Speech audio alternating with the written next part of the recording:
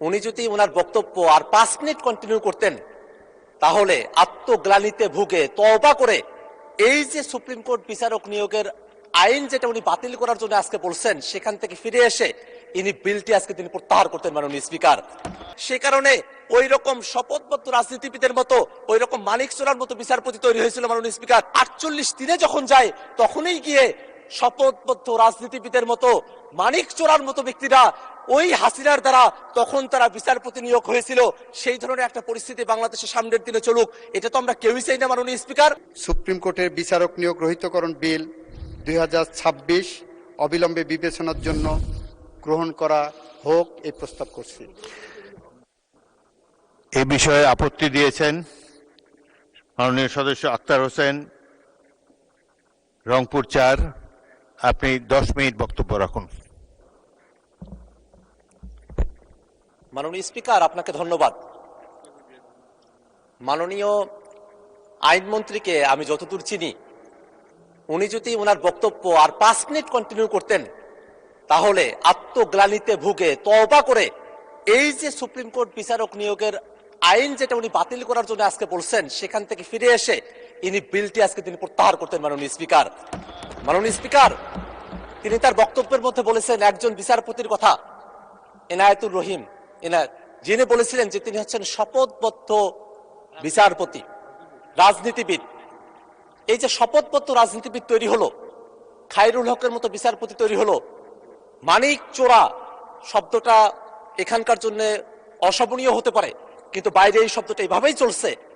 এই যে বিচারপতি হলো, এই যে মালিকের মতো লোক, খায়রুল হকের মতো লোক, শপথবদ্ধ রাজনীতিবিদের মতো লোক যারা বিচারপতি হলেন, সেই সব বিচারপতিদের সম্পর্কে তিনি বলেছেন যে আমাদের সুপ্রিম কোর্টের যারা বিচারপতি আছেন তারা কনস্টিটিউশনালি প্রোটেক্টেড, সমস্ত ক্ষমতা থাকা সত্ত্বেও তারা কিভাবে রাতের আলোতে মোমবাতি জ্বালিয়ে বিচার কার্য পরিচালনা করলেন, কিভাবে বেগম খালেদা জিয়াকে তারা অতিরিক্ত সাজা দিলেন এবং কিভাবে বাংলাদেশের বিচার ব্যবস্থাকে তারা ধ্বংস করলেন, সেই ফিরিস্তি যিনি তখন গাইছিলেন, তখন আমার মনে হচ্ছিল তিনি আর 5টা মিনিট সময় যদি পেতেন তাহলে তিনি এর গোড়ার সংকট তিনি অনুধাবন করতে পারতেন। মাননীয় স্পিকার, এর গোড়ার সংকটটা হচ্ছে মাননীয় স্পিকার বিচারপতি নিয়োগের সময়টাতে। মাননীয় স্পিকার, আপনি কোনো একটা ঘুড়িকে আপনি আকাশে উড়িয়ে দিয়েছেন, সেই ঘুড়ির লাটাই যদি আপনার হাতে থাকে, ঘুড়িকে আপনি যতই উড়ার স্বাধীনতা দেন না কেন আকাশের মধ্যে, সেই ঘুড়ি সেখানেই পাক খাবে। আপনি যখন টান দিবেন তখন আপনার কাছেই ফিরে আসবে। এই বিচারপতি নিয়োগের যে বিধানগুলো বাংলাদেশে আছে অতীতে, সেই বিধানে এই ধরনের একটা পরিস্থিতি তৈরি হয়ে আছে মাননীয় স্পিকার। কারণ এই বিচারপতি নিয়োগের ব্যাপারে সংবিধানের 95 অনুচ্ছেদের মধ্যে বলা হয়েছে বিচারপতি নিয়োগ দেবেন রাষ্ট্রপতি প্রধান বিচারপতির সঙ্গে পরামর্শক্রমে। দেখে খুবই সুন্দর মনে হয় মাননীয় স্পিকার যে বিচারপতি নিয়োগ হবে, রাষ্ট্রপতি নিয়োগ দেবেন, প্রধান বিচারপতির সঙ্গে পরামর্শ করে নিয়োগ দিবেন। এই জায়গায় আবার ঘুড়ির লাটাই বাঁধার সম্পর্কটা কোথায় থেকে আসলো? এখানেই প্রশ্ন মাননীয় স্পিকার।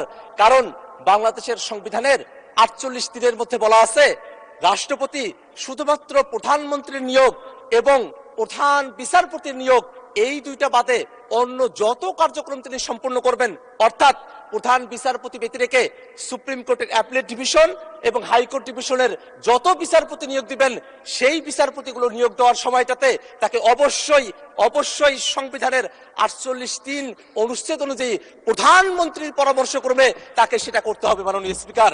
এই কারণে 95 এর মধ্যে রাষ্ট্রপতি প্রধান বিচারপতির কাছ থেকে পরামর্শ নেওয়ার যে বিধানের কথা বলা হয়েছে, সেই বিধানটা 48 দিনে যখন যায় তখনই গিয়ে শপথবদ্ধ রাজনীতিবিদের মতো মানিক চোরার মতো ব্যক্তিরা ওই হাসিনার দ্বারা তখন তারা বিচারপতি নিয়োগ হয়েছিল। সেই ধরনের একটা পরিস্থিতি বাংলাদেশের সামনের দিনে চলুক, এটা তো আমরা কেউই চাই না মাননীয় স্পিকার। আজকে মাননীয় আমাদের আইনমন্ত্রী তিনি আজকে সংবিধানের দোহাইগুলোও দিচ্ছেন সময়ে সময়ে। আজকে যে আইনটা এখানে নিয়ে আসা হয়েছে, সে আইনটাকে অনেকে সাংবিধানিকভাবে তাদের পক্ষ থেকে আনঅফিসিয়ালি, কারণ সেটা কোনো অফিসিয়াল স্টেটমেন্ট না, আনঅফিসিয়ালি সেটাকে তারা অসাংবিধানিক বলার চেষ্টা করেছেন। কিন্তু মাননীয় স্পিকার, আপনি যদি সংবিধানের 95 আর্টিকেলের দিকে তাকান, সেখানে 95 আর্টিকেলের 2C-তে বলা হয়েছে বিচারপতি নিয়োগের জন্য সরকার চাইলে আইন করতে পারবে as such qualifications as may be prescribed by law, অর্থাৎ আমাদের বিচারপতি নিয়োগের জন্য মাত্র 3টা শর্ত দেওয়া আছে। বাংলাদেশের নাগরিক হতে হবে, হাইকোর্টে 10 বছরের প্র্যাকটিসের অভিজ্ঞতা থাকতে হবে, বিচার বিভাগে 10 বছরের অভিজ্ঞতা থাকতে হবে। এই যে শর্তগুলো দেওয়া আছে, এর বাইরে সরকার চাইলে পরে আরো ভালো আইন তারা তৈরি করতে পারে। এটা 72-এর যে সংবিধানের 95-এর যে আর্টিকেলটি আছে সেখানে এটা বলা আছে। এই যে অংশটুকু এখানে বলা আছে মাননীয় স্পিকার, এই যে এতগুলো বছর পেরিয়ে গেছে, এতদিন পর্যন্ত বিচারপতি কিভাবে নিয়োগ হবে তার জন্য কোনো আইন তৈরি করা হয় নাই মাননীয় স্পিকার। এতদিন পর্যন্ত সেটাকে ফেলে রাখা হয়েছিল, সেটাকে রাখা হয়েছিল ওই এক্সক্লুসিভলি প্রধানমন্ত্রী যিনি আছেন তার কথা মতো বিচারপতি নিয়োগ করার বিধানের দিকে ছিল মাননীয় স্পিকার। সেইটাতেই অন্তর্বর্তীকালীন সরকার একটা পরিবর্তন নিয়ে এসে তারা বিচারপতি নিয়োগের জন্য আলাদা একটা অধ্যাদেশ তারা করেছেন। সেই অধ্যাদেশের মধ্যে কোনো অসাংবিধানিকতা নাই মাননীয় স্পিকার। এবং এই জায়গায় প্রসঙ্গত একটা বিষয় বলে রাখা প্রয়োজন মাননীয় স্পিকার,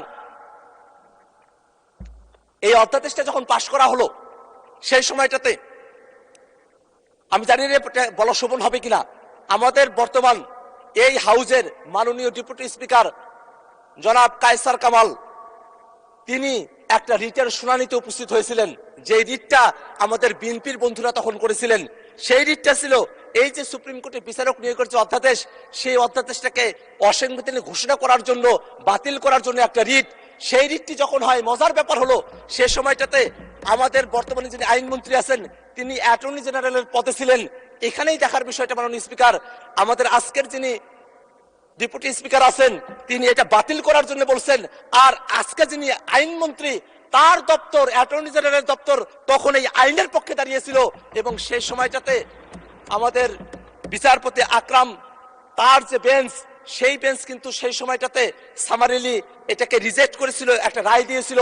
তারা বলেছিল পর্যবেক্ষণ সহকারে একটা রায়, যে এই যে আইনটা হয়েছে সে আইনে কোনো অসাংবিধানিকতা নেই মাননীয় স্পিকার। মাননীয় স্পিকার, আমরা যদি এই আইনটার দিকে একটু তাকাই মাননীয় স্পিকার, এই আইনের মধ্যে একটা কাউন্সিল করার কথা বলা হয়েছে। সে কাউন্সিলের চেয়ারপারসন হবেন আমাদের যিনি প্রধান বিচারপতি আছেন তিনি নিজেই এটার প্রধান থাকবেন। এবং এই কাউন্সিলে অ্যাপিলেট ডিভিশনের একজন সিনিয়র জাজ থাকবেন, হাইকোর্ট ডিভিশনের 2জন সিনিয়র জাস্টিস থাকবেন, আরো থাকবেন আইনের অধ্যাপক, অ্যাটর্নি জেনারেল থাকবেন, সেখানে সাবেক বিচারপতিও একজন থাকবেন। এখানে দেখার বিষয় হলো এখানে কয়েকটা জিনিস আছে যেটা অটোমেটিক্যালি হতে হবে। হাইকোর্টের এবং সুপ্রিম কোর্টে অ্যাপিলেট ডিভিশনের যারা সিনিয়র মোস্ট জাজেস আছেন তারা অটোমেটিক্যালি হবেন, কিন্তু আইনের যিনি অধ্যাপক এবং যিনি সাবেক একজন বিচারপতি সেটা কিন্তু প্রধান বিচারপতি এটা নিয়োগ দিতে পারবেন। এই যে একটা কাউন্সিল করা হবে সেই কাউন্সিলটা কিন্তু কোনোভাবেই সংবিধানের সাথে সাংঘর্ষিক না মাননীয় স্পিকার, কারণ এই আইনের 3 ধারার মধ্যে স্পষ্ট করে বলা আছে মাননীয় স্পিকার যে এই যে কাউন্সিলটা গঠন করা হচ্ছে সেটা প্রধান বিচারপতিকে, রাষ্ট্রপতিকে পরামর্শ প্রদান করার জন্য যে ক্ষমতা দেওয়া হয়েছে সেই ক্ষমতাকে সহযোগিতা করার জন্য এই কাউন্সিলটা গঠন করা হয়েছে মাননীয় স্পিকার। এবং এই কাউন্সিলে কিছু শর্তের কথা বলা হয়েছে, কিছু যোগ্যতার কথা বলা হয়েছে, যে যোগ্যতাগুলো অতীতে কখনোই এটাকে পরিপালন করা হয় নাই। সে কারণে ওই রকম শপথবদ্ধ রাজনীতিবিদের মতো, ওই রকম মানিক চোরার মতো বিচারপতি তৈরি হয়েছিল মাননীয় স্পিকার। কারণ এই আইনের মধ্যে সুন্দর করে বলা আছে অন্তত 45 বছর বয়স হতে হবে, একটা বয়সের ভারিক্কি থাকা প্রয়োজন আছে। আরো বলা আছে শিক্ষাগত যোগ্যতার কথা, চারিত্রিক গুণাবলীর কথা, তার প্রকাশনা আছে কিনা, এরকম অসংখ্য এখানে ক্রাইটেরিয়া দেওয়া আছে, যেটা অত্যন্ত একটা ভালো আইন। সে ভালো আইনটাকে কেন আজকে এখানে এসে বাতিল করার কথা বলা হচ্ছে মাননীয় স্পিকার, সেটা আমাদের বুঝে আসে না মাননীয় স্পিকার। এখানে আরো একটা বিষয় বলে রাখা প্রয়োজন, এই যে আইনটি আছে মাননীয় স্পিকার, এখানে কাউন্সিল তারা একটা সিদ্ধান্ত গ্রহণ করবেন যে কাউন্সিলের প্রধান হচ্ছেন প্রধান বিচারপতি। তারা সিদ্ধান্ত গ্রহণ করার পর রাষ্ট্রপতির কাছে পাঠানোর পরে রাষ্ট্রপতি যদি কোনো আপত্তি দেন তাহলে সেটাকে নতুন করে বিবেচনা করার সুযোগও এই আইনের মধ্যে রাখা আছে মাননীয় স্পিকার। এত সুন্দর একটা আইন করা হয়েছে, সে আইনটাকে কেন কোন যুক্তিতে আজকে বাতিল করে দেওয়া হবে সে যুক্তির ব্যাপারে এখানে বলা হয়েছে। যে রহিতকরণ বিল, সে যুক্তির মধ্যে বলা হলো তবে রাষ্ট্রের সর্বোচ্চ বিচারালয়ের স্থায়ী আইনগত কাঠামো নিশ্চিতকরণ এবং অধ্যাদেশটির বিধানাবলী অধিকতর যাচাই বাছাইয়ের লক্ষ্যে এই যে স্থায়ী কাঠামোর কথা বলা হচ্ছে, সেই স্থায়ী কাঠামোটি মাননীয় স্পিকার ওই 71 সালের স্বাধীনতার পর পর্যন্ত অন্তর্বর্তীকালীন সরকারের আগে পর্যন্ত স্থায়ী কাঠামো ছিল না।